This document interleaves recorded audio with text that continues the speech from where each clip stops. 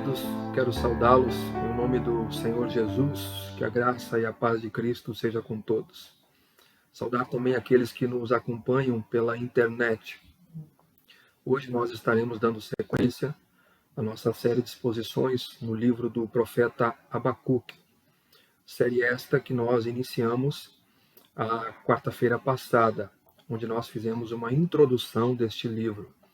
E que aqueles que porventura não puderam acompanhar esta introdução, ela já está disponível no nosso canal do YouTube. Você pode procurar aí no nosso canal, Igreja Presbiteriana de Bento Gonçalves, se inscrever em nosso canal e poder então acompanhar esta série desde o seu início. Hoje então nós estaremos dando sequência a ela. Faremos a leitura dos versos 2 do capítulo 1 do profeta Abacuque, iremos até o verso 11. Mas antes de tudo, vamos orar ao nosso Deus. Ó Pai bendito, nós te damos graças pela oportunidade que nos dá de aqui, ó Deus, expormos a Tua palavra. Ó Deus, lhe pedimos nessa hora que o Teu Espírito Santo, ele traga iluminação às mentes, consolo, conforto, que possa, ó Deus, aqueles que nos assistem, aqueles que nos ouvem, eles possam ser alcançados pela Tua graça soberana e serem alimentados pela voz do Senhor. Nós oramos ao Pai pela elucidação vinda do Teu Espírito a esta palavra. Em nome do Senhor Jesus. Amém. Amém, queridos. Abramos a palavra de Deus, então, no livro do profeta Abacuque. Faremos a leitura dos versos 2 ao verso 11.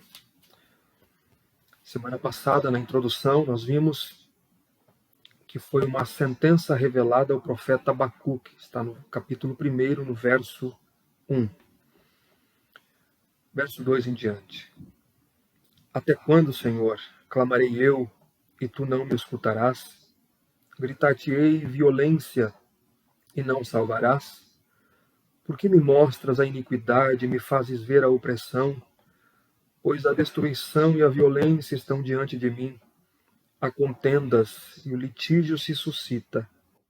Por esta causa a lei se afrouxa e a injustiça nunca se manifesta, porque o perverso cerca o justo, a justiça é torcida. Vede entre as nações, olhai, maravilhai-vos e desvanecei, porque realizo em vossos dias obra tal que vós não crereis quando vos for contada. Pois eis que suscita os caldeus, nação amarga e impetuosa, que marcham pela largura da terra para apoderar-se de moradas que não são suas. Eles são pavorosos e terríveis, e criam eles mesmos o seu direito e a sua dignidade. Os seus cavalos são mais ligeiros do que os leopardos, mais ferozes do que os lobos ao anoitecer. São os seus cavaleiros que se espalham por toda parte. Sim, os seus cavaleiros chegam de longe, voam como águia que se precipita a devorar. Eles todos vêm para fazer violência. O seu rosto suspira por seguir avante. Eles reúnem os cativos como areia. Eles escarnecem dos reis, os príncipes são objetos do seu riso. Riem-se de todas as fortalezas, porque amontoando terra as tomam. Então passam como passa o vento e seguem. Fazem-se culpados estes cujo poder é o seu Deus. Até aqui a leitura do texto da palavra de Deus. Por amor àqueles que já adentraram aqui neste estudo, já no segundo estudo, nesta segunda semana, e não puderam acompanhar a introdução, vamos fazer um breve resumo do que nós vimos na semana passada. Nós vimos aqui que o autor desta profecia é o profeta Abacuque. Nós vimos isso no verso 1, uma sentença revelada ao profeta Abacuque. O seu livro é o 8º livro dos profetas menores. Nós temos muito pouca informação a respeito do profeta. Nós temos algumas informações apenas. Por exemplo, alguns estudiosos acreditam ser possível, a partir do capítulo 3, que ele fosse um sacerdote que dirigia a oração no templo. E se esse é o caso, então, ele era um sacerdote chamado a ser profeta, como Jeremias, Ezequiel e outros profetas. Alguém que, pela palavra de Deus e através da palavra, chamava o povo de Deus à palavra, aos termos da aliança. Estes eram os profetas em Israel, aqueles que Deus levantava dentre o povo para chamar o povo de volta às bases da aliança que Deus havia feito com a nação de Israel. A época do ministério de Abacuque, nós vimos que ele foi contemporâneo de alguns profetas em Israel, como Naum, como Sofonias, profeta Jeremias, durante os reinados de Josias, Jeoaquim, por exemplo. Josias reinou do ano 640 a.C. ao ano 609, o ano da sua morte. Nós vimos então que Abacuque, a partir disso, ele profetizou no final do reino, do período do Reino do Sul, ou final do período do Reino de Judá. Nós mencionamos aqui que a partir do Reino Unido, ou após o Reino Unido, ou seja, após a morte de Salomão, houve uma divisão das tribos. 10 tribos foram para o chamado Reino do Norte, com a capital em Samaria, e 2 tribos foram para Judá, ou Jerusalém, que é a capital, que é o Reino do Sul, chamado Reino do Sul ou de Judá. Só que um século antes, no século VIII, mais ou menos no século VIII, no ano 721, onde a Assíria era a grande potência mundial, eles já, por conta dos pecados da nação do Reino do Norte, que não haviam se arrependido dos seus pecados, da sua idolatria, do paganismo e da desobediência à lei de Deus, eles haviam conquistado o Reino do Norte e levado o povo judeu do Reino do Norte cativo para suas terras. E eles duraram 209 anos apenas. Eles nunca mais voltaram de lá. Um século depois, os assírios foram suplantados pelos babilônicos. A Babilônia, então, se tornou a grande potência mundial da época. Ainda teve uma tentativa dos assírios, juntamente com os egípcios, com o faraó Neco, que eles marcham contra Nabucodonosor na chamada Batalha de Carquemis. Mas o exército de Nabucodonosor derrotou-os, liquidou-os, e então o poder da Babilônia se espalhava rapidamente e os dias de Judá estavam contados. Então nós podemos aqui assinalar, talvez, a data da profecia de Abacuque, depois dessa Batalha de Carquemis, provavelmente no ano 605 a.C., ou talvez o ano 603. Nabucodonosor estava prestes a atacar Judá, o Reino do Sul. E Abacuque profetizou ao Reino do Sul, o tempo que a nação estava à beira de um colapso. Judá não havia aprendido com os erros dos seus irmãos, das tribos do norte, não se arrependeu, estava prestes a passar pelo juízo de Deus. Houve reformas em Israel, em Judá, melhor dizendo, por exemplo, com o rei Josias, que nós mencionamos. No ano 621, houve uma reforma muito grande, o avivamento em Judá. Mas ele morre em 609 e se encerra esse período de reforma. E os ímpios prevaleciam em Judá, tanto dentro de Judá como fora, no cenário internacional. E Abacuque se levanta contra isso, ele solta um brado contra a violência e a injustiça ao seu redor.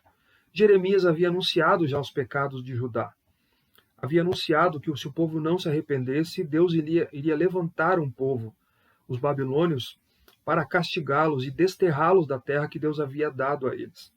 Para vocês terem uma ideia, o sucessor de Josias, o povo tanto não ouviu, que o sucessor de Josias, chamado Jeoaquim, ele resistiu fortemente à pregação de Jeremias.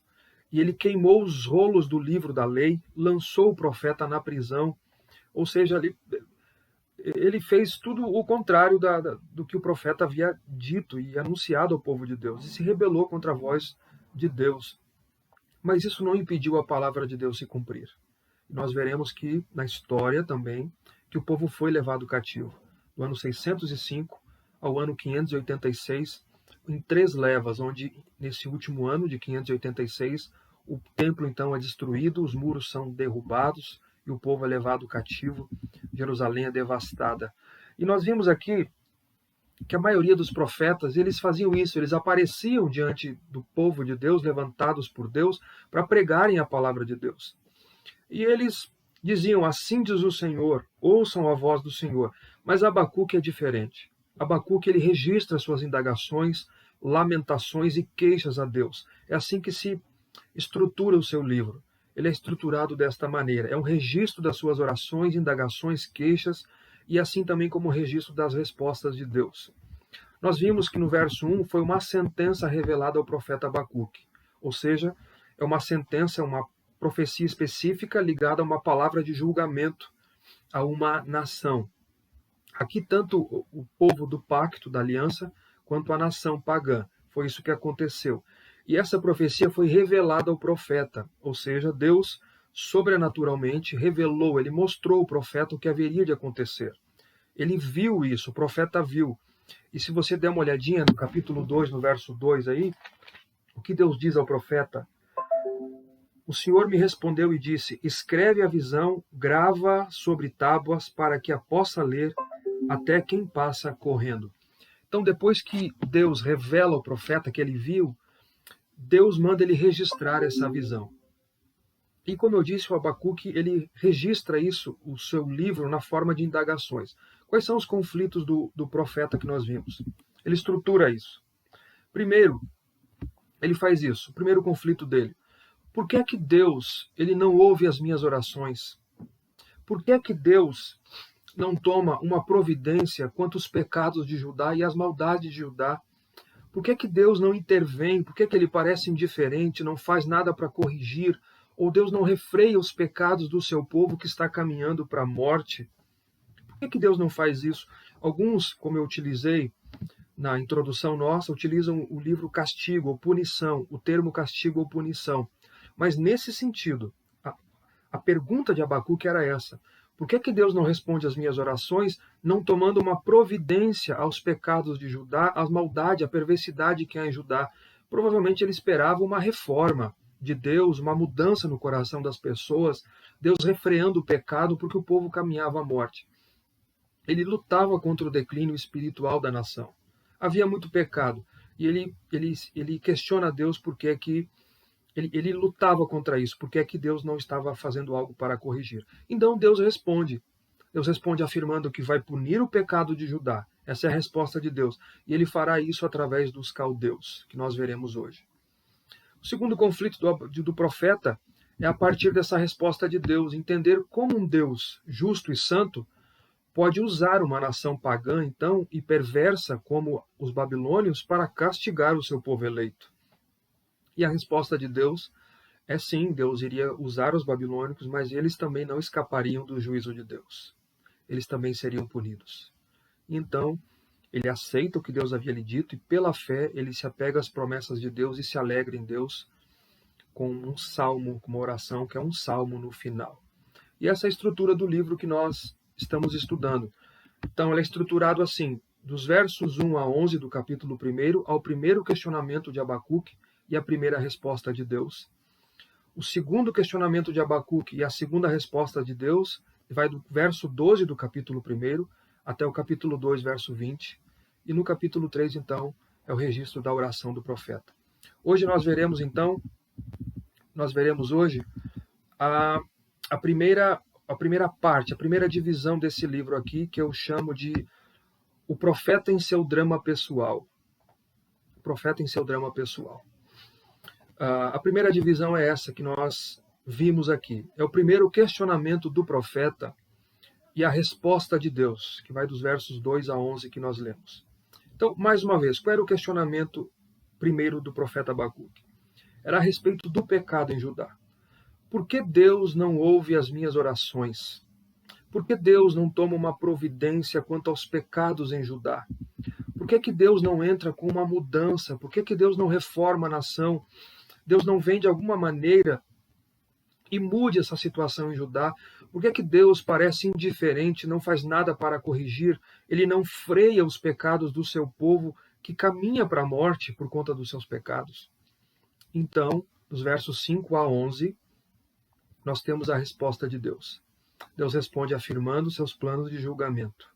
Ele vai punir o pecado de Judá, mas fará isso através dos caldeus. Então, nós lemos o texto dos versos 2 a 4. Mais uma vez, vamos ler o texto aqui. Capítulo 1, acompanha aí, dos versos 2 a 4. Até quando, Senhor, clamarei eu e tu não me escutarás? Gritar-te-ei violência e não salvarás. Por que me mostras a iniquidade e me fazes ver a opressão? Pois a destruição e a violência estão diante de mim, há contendas e o litígio se suscita. Porque é por esta causa a lei se afrouxa e a justiça nunca se manifesta, porque o perverso cerca o justo e a justiça é torcida. A justiça é torcida. Nessa perícope aqui, o profeta percebeu o quanto a sociedade em Judá havia se corrompido e o quanto o povo de Deus havia se afastado de Deus. E Abacuque se perguntava por quanto tempo o Senhor iria tolerar aquele mal. E ele começa registrando a sua oração, quando então ele obtém a resposta de Deus de que Deus enviaria os babilônios. Nesses versos que nós lemos aqui, o profeta ele acusou o povo de cometer graves pecados contra Deus. E ele pergunta a Deus por que é que Deus não agia enquanto os justos sofriam. Por que é que Deus não agia? Essa pergunta dele aqui, essa oração do profeta registrada dos versos 2 a 4, ela tem 4 partes. Vamos começar aí com a primeira parte no verso 2 da sua oração. Verso 2. Abacuque, primeiro, ele ora manifestando o seu drama pessoal de não ser respondido por Deus. É uma manifestação do seu drama de não ter a sua oração respondida. Até quando, Senhor, clamarei eu, e tu não me escutarás? Gritar-te-ei violência e não salvarás? Verso 2. Abacuque se dirigia a Deus utilizando o seu nome da aliança. Ele se dirige a Deus dessa forma, o Deus do pacto, o Deus que havia feito uma aliança com Israel, o Deus que disse que Israel seria o seu povo e ele seria o seu Deus, o Deus que havia dado a lei, que havia dado o culto, que havia dado os sacerdotes, o sistema de sacrifícios, o templo ao povo, havia feito promessas ao povo. Ele pergunta a esse Deus: Senhor, eu faço parte do teu povo. Até quando, Senhor, eu clamarei e tu não me responderás? Aqui é uma descrição do drama do profeta pessoal dele, de alguém que ora e não é respondido, quando quer ser atendido, quando ele quer ser atendido. Então essa é a primeira parte da sua oração, o seu drama de não ser respondido. A segunda parte, ainda no verso 2, ele define o conteúdo do seu clamor. Veja aí, qual é o conteúdo do seu drama? Ele diz: eu grito violência e o Senhor não salva, e não salvarás. O povo havia se corrompido, o povo havia se afastado de Deus, havia violência no meio do povo. Os judeus, o que é o provável significado de violência, está imbuído isso aqui, por conta do contexto da época. Os judeus oprimiam uns aos outros e refletiam uma sociedade em que ricos eram violentos e tinham o poder e não eram punidos pelos descumprimentos das leis. Os ricos oprimiam os pobres, os poderosos oprimiam os indefesos, eles não cumpriam as leis, e Abacuque queria ser respondido por Deus, que ele desse uma solução, que Deus resolvesse o problema. No termo aqui, e não salvarás, ele diz: até quando eu gritarei sem que tu me ouças e me respondas? Este então era o drama pessoal do profeta, de orar, gritar a Deus por conta da violência em Judá e de sentir que não era respondido. Talvez você já esteja passando por isso. Talvez você tenha passado já por isso. Em um drama pessoal, de estar passando ou vendo ao seu redor diversas dificuldades, o pecado lhe rodeia e você simplesmente sente que não é respondido. Sente que não é respondido. Quantas vezes você tenha passado por isso? Veja a oração de Abacuque. Ele continua na terceira parte da sua oração, versos 2 e 3. Ele traça um perfil, versos 2 e 3, da decadente sociedade de Judá. E o perfil que ele traça, o diagnóstico, é lamentável. Veja aí mais uma vez. Gritar-te-ei violência e não salvarás. Por que me mostras a iniquidade e me fazes ver a opressão? Pois a destruição e a violência estão diante de mim. Há contendas e o litígio se suscita. Ele traça um perfil aqui de diversas maneiras. Primeiro, a destruição e violência. 2 vezes ele menciona no verso 2 e no verso 3 o termo violência. Verso 2, ele grita por violência, que há violência. No verso 3, ele diz que a destruição e violência estão diante dele. A violência aqui, ela foi utilizada pelo profeta para sumariar todo o tipo de mundo caído observado por ele. Esse é o tipo de mundo observado pelo profeta. Ele se referia, o termo violência, aos abusos de poder que haviam, aos atos injustos e malignos dos homens.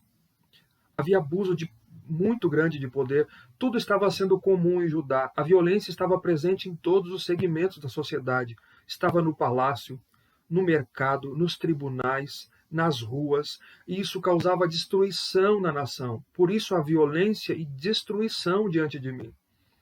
Segundo a descrição do diagnóstico que o profeta faz de Judá, iniquidade e opressão, está no verso 3.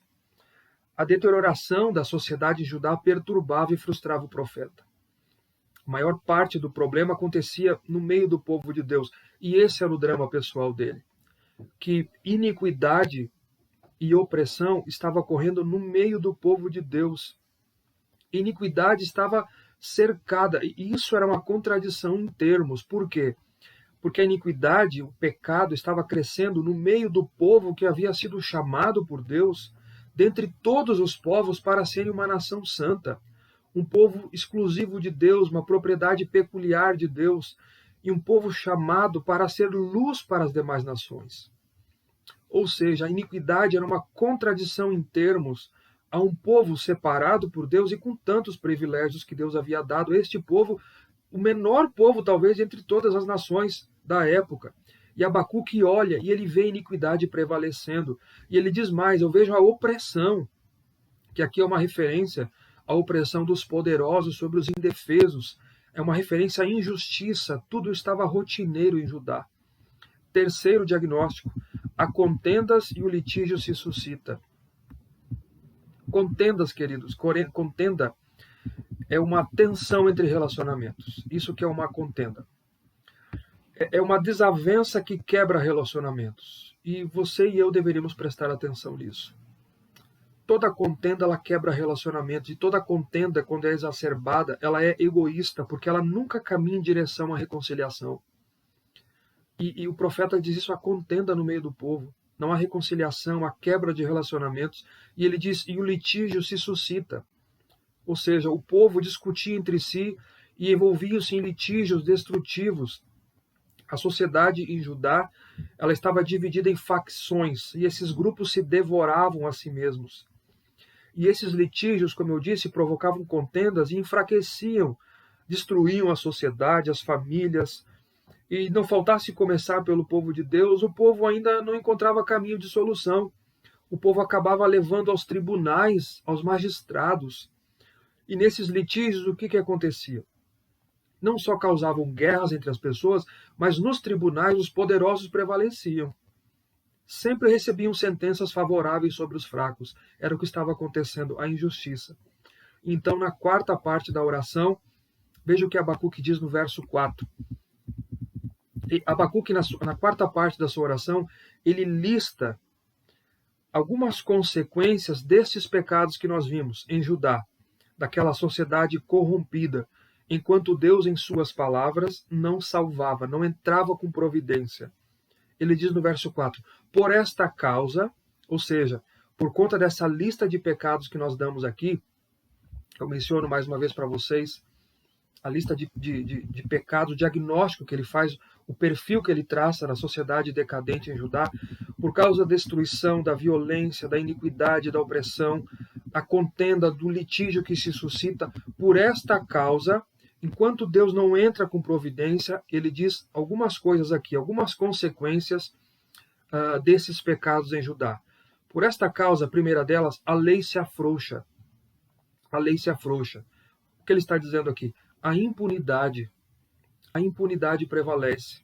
Lei aqui é a Torá, ou provavelmente a palavra Torá, o termo lei aqui, está sendo aplicada à lei jurídica que emana, que brota da Torá, da lei que havia sido dada no Sinai, porque onde há lei, tem que haver aplicação dessa lei. Isso que é o decálogo em Israel.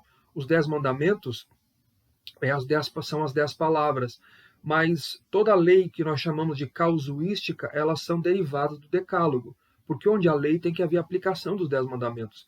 Então essa lei jurídica que emanava, que brotava da lei que havia sido dado no Sinai, ela não estava causando impacto nenhum no coração das pessoas, a ponto delas não se interessarem por viverem segundo a definição de Deus do que é justo e do que é humano, que é o que a lei diz, o que é justo e o que é correto. A lei não tinha propósito de ser rejeitada, mas a lei tinha o propósito de ser a alma e o coração de toda a vida política, religiosa e doméstica do povo. Esse era o propósito da lei de Deus. E ela existia, todavia não era cumprida. Ela não era cumprida. Ela estabelecia limites, mas não eram respeitados. Aqueles que infringiam a lei, eles tinham ciência disso.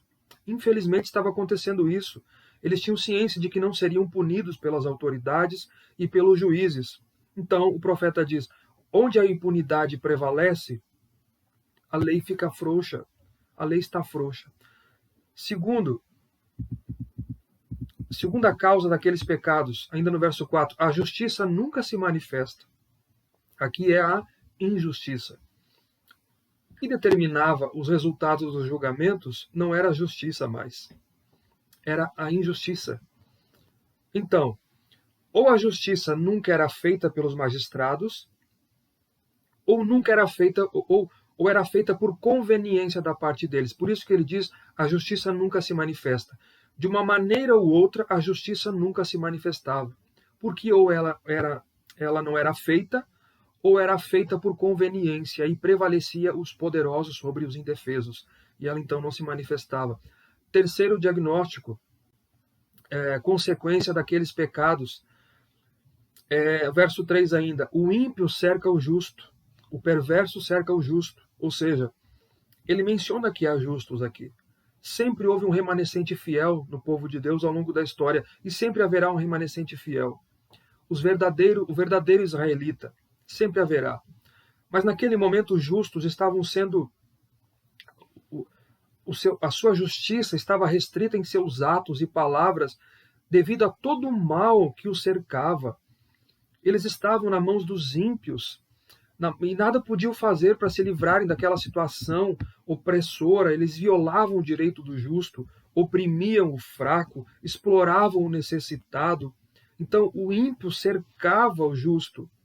Como e por quê? Ainda no verso 4, por último, a justiça é torcida. A justiça era torcida. Aqui fala de corrupção. A corrupção. Como é que o ímpio cercava o justo? As pessoas influentes em Israel corrompiam a justiça. As decisões eram tomadas contrárias ao direito. Como diz um dos nossos pastores, reverendo Hernandes, observe o termo aqui, que a justiça não era torta, mas a justiça era torcida. É diferente. Não era a justiça que era torta, mas ela era torcida. Se era torcida por alguém. Era torcida por alguém. Ou seja, os juízes caminhavam com os poderosos que oprimiam os fracos, que oprimiam os inocentes, os justos. E por força de juízes injustos, a lei era desprezada. Então, nada, nem a vida, nem a propriedade tinham segurança.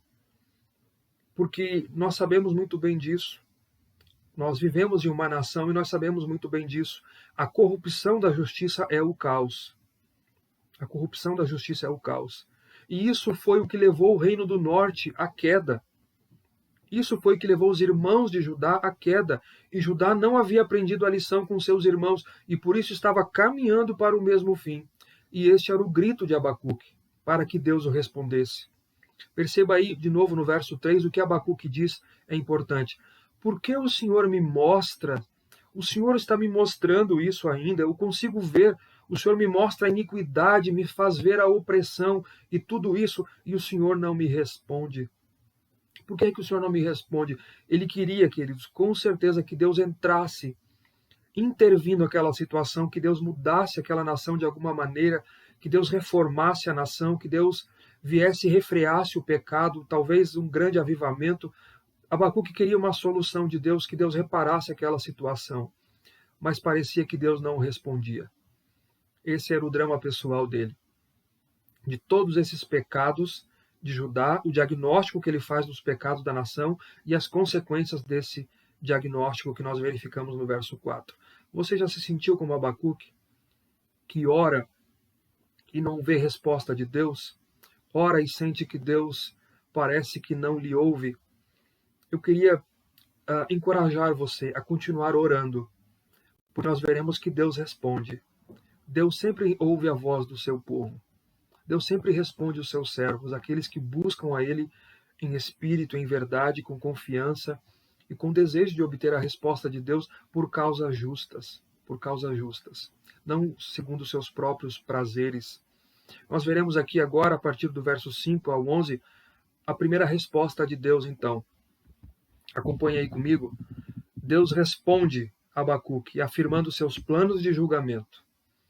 Deus responde: eu vou punir o pecado de Judá. Eu vou entrar com providência. Mas eu farei isso através dos caldeus. Então veja aí a partir do verso 5 mais uma vez. Vede entre as nações, olhai, maravilhai-vos e desvanecei, porque realizo em vossos dias obra tal que vós não crereis quando vos for contada. Aqui é Deus respondendo. Verso 6. Pois eis que suscita os caldeus, nação amarga, impetuosa, que marcham pela largura da terra para apoderar-se de moradas que não são suas. Eles são pavorosos e terríveis, e criam eles mesmos o seu direito e a sua dignidade. Os seus cavalos são mais ligeiros do que os leopardos. Mais ferozes do que os lobos ao anoitecer são seus cavaleiros que se espalham por toda parte. Sim, os seus cavaleiros chegam de longe, voam como águia que se precipita a devorar. Eles todos vêm para fazer violência. O seu rosto suspira por seguir avante. Eles reúnem os cativos como areia. Eles escarnecem dos reis, os príncipes são objetos do seu riso. Riem-se de todas as fortalezas, porque amontoando terras tomam. Então passam como passa o vento e seguem. Fazem-se culpados estes cujo poder é o seu Deus. Então aqui nós vemos nesses versos o Senhor respondendo à pergunta de Abacuque. O profeta estava inquieto, angustiado, inconformado com o silêncio de Deus. Mas Deus responde, revelando-lhe que o juízo era eminente. Porém, foi uma surpresa para Abacuque. A surpresa, porém, que o deixa com outra aflição, foi por conta da revelação de que os babilônicos, nessa resposta de Deus, os babilônios seriam os instrumentos da justiça de Deus. E o profeta fica surpreso. Não era o que ele esperava. Não era o que ele esperava. Mas a gente já aprende uma lição aqui. Deus, ele nunca subordina seus projetos ou seus planos ao nosso querer, ou à nossa vontade, ou ao nosso bel prazer. Deus sempre cumpre a sua vontade. Nós percebemos pelo texto que Deus revela os seus planos a Abacuque. Ele não ficou dando explicações. Ele apenas revela o que ele iria fazer. Veremos aqui a resposta de Deus, então, em pontos, em partes aqui. Verso 5, Deus, ele diz o seguinte: vede entre as nações, maravilhai-vos e desvanecei. Maravilhai-vos e desvanecei, porque realizo em vossos dias obra tal que não crereis quando vos for contada. Deus diz assim: olhe entre as nações e contemple Abacuque. Fiquem atônitos e pasmem, pois no dia de vocês farei algo tão grande que vocês não vão crer se lhe for contado. Talvez Abacuque estivesse esperando algo diferente de Deus, como eu disse, uma reforma em Judá, um avivamento que mudasse a vida do povo. Eu creio que era isso que ele queria. Mas Deus responde ordenando que ele olhe para o cenário internacional. Porque era do cenário internacional que viria a resposta de Deus. É de lá que virá a minha resposta, do cenário internacional. Vede entre as nações, Abacuque. Por que isso? Durante a vida de Abacuque, o cenário internacional era a grande agitação da época. A Babilônia estava em ascensão, eles tomaram o domínio dos assírios como nova potência mundial, e Deus diz que é dali que virá a sua resposta. E os termos aqui, é importante nós vermos isso. Deus diz assim: porque eu realizo em vossos dias obra tal. Os termos aqui no texto original, que é escrito em hebraico, Os termos aqui sugerem algo grande, algo portentoso, algo impressionante, algo que estava prestes a ocorrer, portentoso, de tamanha importância. Então, eu realizo em vossos dias obra tal, e Deus faria com essa obra que causaria dois sentimentos no povo. Dois sentimentos. O primeiro é espanto, que nós vimos aí. Por que espanto? Porque viria de contra a expectativa, talvez romântica, de Abacuque. Como nós vimos a expectativa dele. Causaria espanto, não era o que eles esperavam. E segundo, a incredulidade. Incredulidade em que sentido? No sentido de que ninguém poderia crer que Deus estava levantando uma nação pagã e perversa, como a Babilônia, para disciplinar o seu povo. Então, com certeza não é essa a resposta que o profeta esperava, ou que ele queria de Deus. Ele diz no verso 6, eis que eu suscito os caldeus, nação amarga, impetuosa, que marcham pela largura da terra para apoderar-se de moradas que não são suas. Eu suscito os caldeus. Caldeus aqui é sinônimo de babilônios. Caldeus é a raça que construiu o Império Babilônico. E Deus disse, é ele que eu suscito os caldeus. Por que isso é importante? Porque o texto nos mostra que é Deus quem controla. É Deus quem comanda as nações. É Deus quem comanda o universo. É Deus quem governa as nações, os reis, esse mundo para os seus próprios propósitos. Daniel, o profeta, havia dito isso no capítulo 2, dos versos 20 a 21. Você pode me acompanhar aí, abrir a sua Bíblia. Ele disse, seja bendito o nome de Deus, de eternidade a eternidade, porque dele é a sabedoria e o poder. É ele quem muda o tempo e as estações. Atenção agora. É ele quem remove reis e estabelece reis. É ele quem dá sabedoria aos sábios e entendimento aos inteligentes. Deus não só dá sabedoria aos sábios e entendimento aos inteligentes, mas ele remove reis e estabelece reis. E era isso que Deus estava dizendo. Eu sou o soberano, eu governo as nações, eu quem suscito os caldeus. Eu que levanto os caldeus, eu que abati os assírios e levanto os caldeus. E era isso que Deus estava por realizar, levantando um povo pagão no cenário internacional para punir o seu povo pela sua apostasia e pelo abandono da sua lei. Então aqui, a partir do verso 6, queria que você prestasse muita atenção nisso, o próprio Deus faz uma descrição detalhada de quem são os caldeus, esse povo que Deus estava levantando no cenário internacional para punir a apostasia do seu povo e o abandono da sua lei. Veja a descrição de Deus aí dos versos 6 a 11. Primeiro, verso 6. Eles são nação amarga e impetuosa, que marcham pela largura da terra para apoderar-se de moradas que não são suas. Eu queria que você percebesse a descrição da violência desse povo. Eles marcham, Deus diz, o próprio Deus está dizendo, eles marcham apressadamente pela terra, ou seja, para apoderar-se de moradas que não pertencem a eles. Ou seja, sobre Nabucodonosor, a Babilônia rapidamente ela se tornou a potência mundial da época. Eles entravam em cidades e rapidamente as subjugavam, tomando tudo para si. Tomavam tudo para si. Eles eram, o texto diz, uma nação amarga e impetuosa. Ou seja, eles eram cruéis. Os seus exércitos eram cruéis, eram impetuosos. Eles exerciam o seu poderio de forma bruta, opressiva, impetuosa. Eles eram insaciáveis nas suas conquistas e eles estavam vindo a Judá. E Judá não significava nada para eles, porque eles eram cruéis, nação amarga. Os seus exércitos eram assim. Segunda descrição está no verso 7. Eles são pavorosos e terríveis, e criam eles mesmos o seu direito e a sua dignidade. O que significa pavorosos e terríveis? Eles eram desumanos, eles eram cruéis, implacáveis, e eles se orgulhavam do seu uso da sua força bruta e da sua perversidade. Terríveis. Eles criam mesmo o seu direito e a sua dignidade, significa que eles mesmos criavam as suas leis, eles não respeitavam as leis dos outros, eles não tinham limites na sua ganância, eles eram a própria lei. O próprio sistema babilônico de lei e de ordem não tinha consideração nenhuma por qualquer outro sistema de lei, de legislação de outras nações. Ele não tinha respeito nenhum, não tinha consideração nenhuma. Eles eram a própria lei, faziam aquilo que eles queriam e eram cruéis, não respeitavam ninguém. Verso 8, terceiro diagnóstico, descrição dessa nação. Os seus cavalos são mais ligeiros do que os leopardos, mais ferozes do que os lobos. E mais ferozes do que os lobos ao anoitecer são os seus cavaleiros que se espalham por toda a terra. Sim, os seus cavaleiros chegam de longe, voam como águia que se precipita a devorar.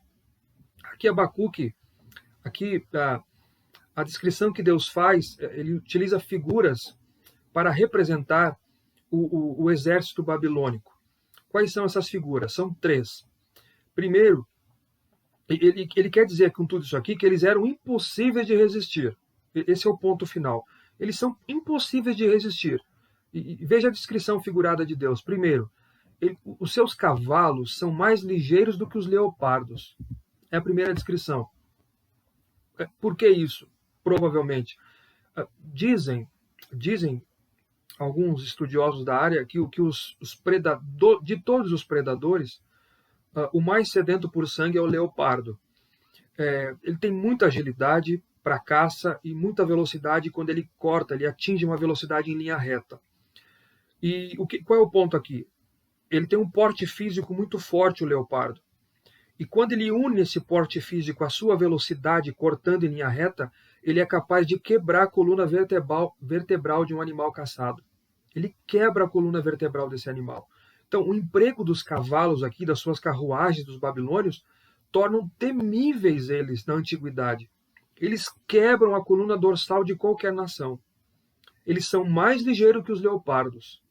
E eles fazem isso, são muito rápidos nas suas conquistas. Segunda figura, os seus cavaleiros, que se espalham por toda a terra, eles são mais ferozes do que o lobo ao anoitecer. Do que os lobos ao anoitecer. São mais ferozes. Por quê? Porque o lobo da noite se refere àquele lobo das planícies que saíam às caças nas trevas da noite por conta da sua visão noturna. E eles saíam à noite porque a visão noturna deles, aguçada, tornava a caça fatal. Então, os babilônios, eles eram poderosos e fatais.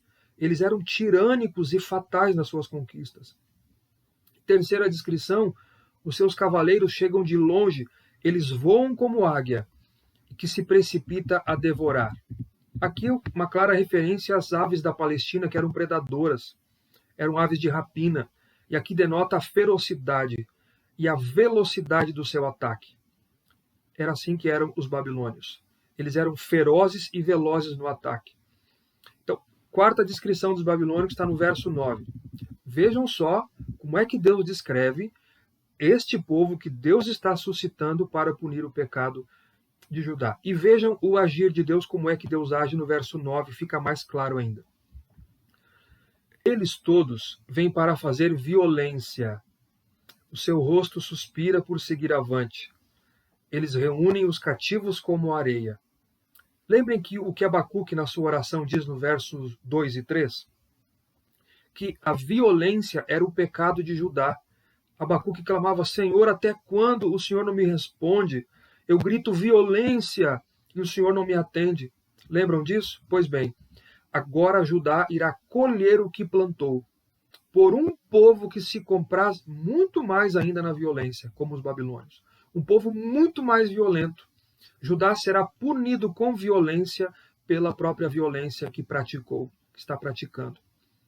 Me lembro das palavras do apóstolo Paulo no Novo Testamento, aos Gálatas, no capítulo 6, verso 7. Paulo diz: não vos enganeis, de Deus não se zomba, porque aquilo que o homem semear, isso também ele ceifará. E era isso que estava acontecendo, que iria acontecer com a nação de Judá. Deus diz: eles todos vêm para fazer violência. Os babilônios não tinham respeito por ninguém. Não tinham respeito por ninguém, por autoridade nenhuma, por rei nenhum, por juiz nenhum, por príncipe algum.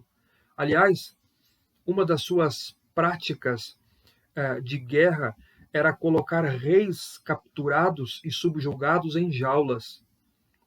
Colocavam esses reis em jaulas para exibi-los como animais. Era isso que eles faziam. por isso eles vêm para fazer violência. E o seu rosto, o texto diz, suspira por seguir avante. Eles reúnem os exércitos, reúnem os cativos como areia, ou seja, as suas hordas de exércitos avançam como o vento do deserto. Eles avançam, fazendo tantos prisioneiros como a areia da praia. Era isso que eles iriam fazer.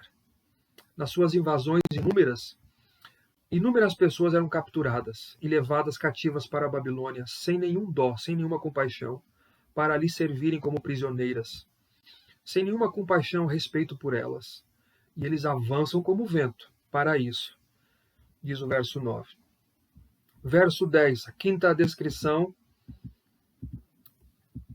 da nação Babilônia, dos caldeus. Eles escarneciam dos reis, os príncipes são objeto do seu riso, riem-se de todas as fortalezas, porque amontoando terras as tomam. Ou seja, além de reunirem os cativos como areia, eles escarneciam e zombavam dos dominadores, dos reis, dos príncipes, por conta do sistema de fortificação das cidades. Os babilônios faziam cercos às cidades e eles escarneciam das portas das cidades e dos muros, enquanto a tática deles era construir rampas longas e altas e compridas, enquanto eles capturavam e tomavam as cidades. Enquanto eles faziam isso, eles escarneciam, zombavam dos príncipes, dos reis e das portas. Eles eram maléficos, eles eram arrogantes.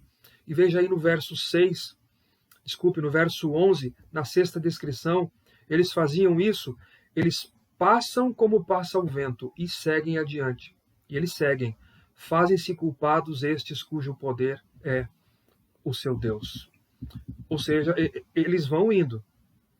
Eles vão vindo, eles vão conquistando, vão avançando como vento, vão prosseguindo na sua perversidade neste passo, porque este é o alvo deles. Este é o alvo deles. Eles passam como passa o vento e seguem. Mas perceba aqui que Deus ele já dá um vislumbre do juízo que haverá sobre eles, que haveria de vir sobre os próprios caldeus também. Ele já dá um vislumbre disso, que Deus é a segunda resposta de Deus. A segunda resposta de Deus ao profeta, que nós veremos nos próximos estudos.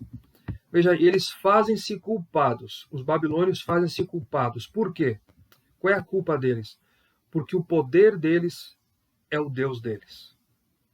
O poder deles é o Deus deles. Os babilônios eram politeístas, assim como quase todas as nações da época, do Antigo Oriente.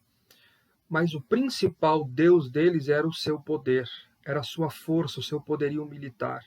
Eles adoravam o seu próprio poderio militar. Consideravam-se deuses a ponto de ninguém ser capaz de detê-los, tanto no céu quanto na terra. Eles adoravam a si mesmos. Era uma idolatria de si mesmo. Essa era a arrogância nas últimas consequências.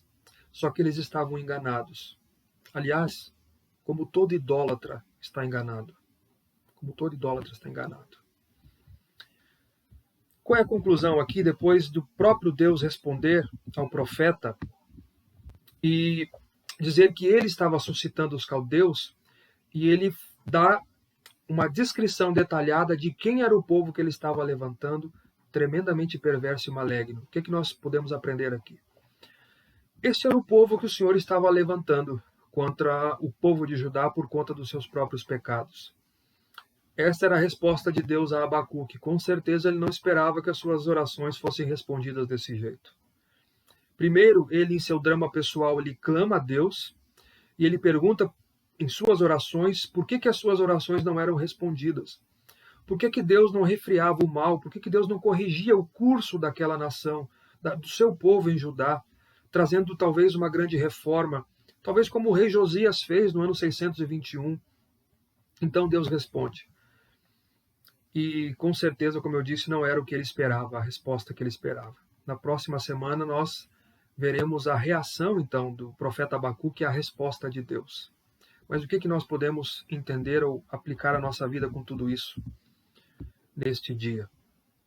Primeiro ponto, o povo de Deus pode e deve viver uma vida de oração a Deus. Você deve orar a Deus. Você pode orar a Deus. E você pode orar esperando a resposta de Deus. Tenha confiança. Tenha confiança em Deus. Assim como Abacuque pôr em oração diante de Deus aquilo que lhe aflige, aquilo que aflige a sua alma, aquilo que lhe deixa inquieto, aquilo que lhe deixa inquieta, perturbada de espírito. Rogar a Deus, rogue a Deus pelo povo de Deus, para que Deus haja na vida do seu povo, para o bem do seu povo. Que Deus faça justiça no tempo dele, nesse mundo. Enfim, você pode colocar diante de Deus a sua súplica, as suas orações, suas intercessões por questões justas, e então esperar em Deus. Deus é justo, Ele é misericordioso, e Deus responde às nossas orações, e eu queria lhe encorajar a orar a Deus, assim como Abacuque não deixou de fazer. Não deixou de fazer. Pode ser que ele não esperava a maneira de Deus responder, ou a forma que Deus haveria de responder, mas ele não deixou de orar a Deus. E esse é o segundo ponto da minha aplicação aqui. Deus responde, mas eu e você não devemos esperar que Deus responda sempre o que ansiamos, sempre da maneira que nós queremos ou que desejamos que Deus responda. Deus tem os seus planos e Deus não se curva às nossas vontades. A vontade de Deus será feita tanto na terra como no céu. Jesus nos ensinou a orar assim. Eu sei que há no meio do movimento neopentecostal um tipo de entendimento chamado confissão positiva, que tem, infelizmente, causado danos à teologia ortodoxa, e a pessoas têm sido conduzidas, né, nesse mal herético. Você que afirma o seguinte, que você e eu quero colocar dessa maneira, nós não temos autoridade, ao contrário do que afirma a confissão positiva, para exigir, para determinar, para decretar alguma coisa, como se a nossa palavra pudesse gerar realidade no mundo espiritual, como se você tivesse poder, como se eu tivesse poder, como se a minha palavra pudesse acontecer. Eu não aceito, eu decreto, eu determino, eu exijo. Nós não temos autoridade para isso. Deus não nos deu autoridade para isso. Deus não divide a sua glória com ninguém. Deus é soberano, é Ele quem governa o mundo e de acordo com a sua vontade. Deus tem os seus propósitos e Ele executa a sua vontade. Sim, a sua oração será atendida, mas se estiver de acordo com a vontade de Deus. Jesus nos ensinou a orar assim e Ele também orou assim. Seja feita, ó Pai, a tua vontade e não a minha. Então espere na vontade de Deus. Nem sempre Deus irá responder da maneira que eu e você esperamos. Ele vai responder, mas da maneira que os seus planos, de acordo com os seus planos estabelecidos desde a eternidade. É assim que Deus age nesse mundo. Seus planos não serão frustrados. Terceiro ponto. Percebemos no texto aqui a soberania de Deus em comandar as nações. Ele levanta uma para disciplinar a outra. Deus é quem inclina o coração do rei, e é isso que eu gostaria que você acalentasse o seu coração com isso e mudasse a sua cosmovisão, de que Deus é o soberano de toda a terra, Ele executa toda a sua vontade. Foi o que o próprio profeta Isaías havia dito ao povo alguns anos antes. Isaías 46, os versos 9 e 10. Ele já havia dito isso ao povo. Veja o texto aí, acompanhe comigo. Lembrem-se das coisas passadas, das coisas muito antigas. Eu sou Deus e não há outro. Eu sou Deus e não há nenhum como eu. Por quê? Desde o início faço conhecido o fim. Desde tempos remotos, o que ainda virá. Digo, o meu propósito ficará de pé e farei tudo o que me agrada. Deus está dizendo, eu anuncio o fim desde o início. Desde os tempos remotos, aquilo que ainda irá acontecer, eu executarei a minha vontade. Nada pode frustrar os meus planos. Os meus propósitos ficarão de pé. Eu farei tudo aquilo que me agrada. Deus é soberano. Deus comanda o mundo, Deus comanda as nações. Talvez você esteja se perguntando nesse momento de pandemia, o que está acontecendo? Deus perdeu o controle. Não, eu queria dizer que não. Deus está no controle, Ele comanda o mundo. Ele executa toda a sua vontade, ainda que eu e você não entendamos. Isso é soberania de Deus. Quarto ponto que nós aprendemos aqui é que Deus não tolera o pecado. Mais uma vez. particularmente no meio do seu povo. Se o povo de Deus pecar, ele deverá ser disciplinado, ele deverá esperar a disciplina de Deus. E para este fim, Deus pode utilizar-se de diversos instrumentos para chegar a este propósito.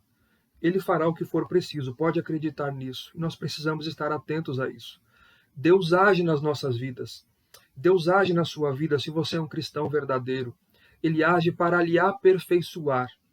Mas no processo de aperfeiçoamento, de maturação e de mudança, de transformação da nossa vida para um crescimento espiritual, Deus faz isso de diversas maneiras. E primeiro, essa verdade nos chama a não pecarmos contra Deus, a guardarmos a nossa vida diante de Deus, olhar para Deus, caminhar com Ele no temor dEle. Segundo, que mesmo assim, por conta das nossas fraquezas, o que nos leva a possíveis erros, precisamos estar abertos à disciplina paternal de Deus, à correção paternal de Deus. O autor da carta aos Hebreus diz isso, que ele corrige a quem ele ama e ele açoita a quem ele recebe por filho. Deus disciplina o seu povo.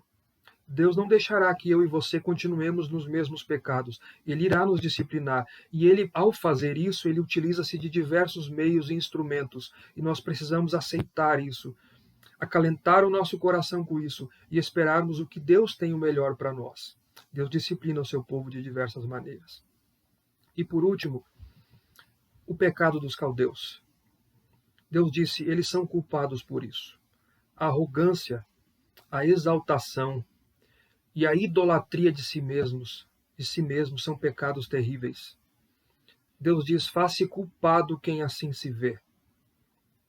A sua força é o seu Deus. Deus não divide a sua glória com ninguém. Assim como não terá por inocente aquele que era culpado. Deus não terá por inocente. A idolatria é um desvio da verdade. É fruto do coração do homem que está corrompido, que quando não consegue idolatrar um objeto, um gesso, algo de barro, ele acaba idolatrando a si mesmo como se fosse Deus. Esta era a culpa dos caldeus. E isso atraiu o juízo de Deus. Que essa não seja a sua culpa. Que Deus nos abençoe, que esta palavra, esse estudo de hoje, fique no seu coração. E eu desejo sinceramente que Deus, o Espírito Santo, fale essa semana a sua vida, ao seu coração, através desta exposição. A semana que vem nós estaremos dando sequência à nossa série de exposições e nós veremos então a reação do profeta Abacuque à resposta de Deus. Que Deus abençoe a sua vida. Oremos a Deus. Ó Pai bendito, obrigado, ó Pai, por mais um estudo da sua palavra. E eu lhe peço, ó Deus, na sua bondade, que tu apliques esta palavra nos corações, que o teu Espírito Santo, iluminando as mentes, os corações, ó Deus, plante esta verdade. Faça o povo do Senhor compreender essa verdade e te servir e esperar no Senhor, dedicarem as suas vidas ao Senhor, conhecendo, ó Pai, a tua vontade. Na mediação do Senhor Jesus é que nós oramos e que nós lhe agradecemos por mais este momento de estudo da tua palavra. Amém. Deus abençoe a todos. Até a semana que vem.